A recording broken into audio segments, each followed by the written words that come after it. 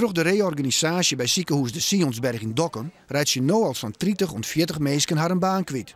Als Dokkum de afdeling bettenzorg definitief kwijtrekt, dan had dat zonder misgevolgen voor de andere afdelings van het ziekenhuis en zullen het tal ontslagen dan nemen.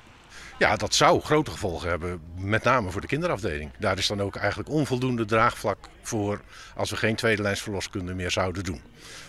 En dat zou betekenen dat er meer ontslagen vallen? Ja, en in dat geval, want dat is echt een sneeuwbaleffect, dan is er eigenlijk ook geen draagvlak meer om een operatieteam paraat te hebben in de nachtelijke uren en de avonden en de weekenden.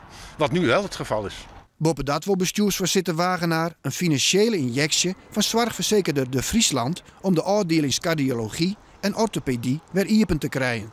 Die binnen nou dicht en het scheelt de Sionsberg 4 miljoen euro in het jaar. Die fusie betekent oplossing voor heel veel mensen, maar ook voor de zorgverzekeraar. Want die heeft dan een grote club, de Passana Zorggroep, inclusief de ouderenzorg, waar veel in geïnvesteerd moet worden. Wat wij eigenlijk niet kunnen, daar hebben we geen financiën meer voor.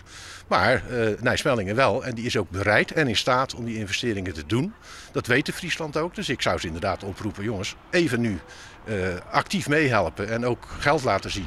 Dan komen we daaruit en dan kunnen we verder op onze eigen benen staan. Wil de fusie niet in gevaar komen? Binnen welke termijn wilt u dan uitsluiten? Ja, dit zijn toch dingen die nou de komende weken echt duidelijk moeten worden, want we praten er al heel lang over. Directeur Kees Meijer van Nijsmellingen liet in een reactie weten dat de financiële positie van de Sionsberg heel belangrijk is voor het voortgangsproces van de fusie.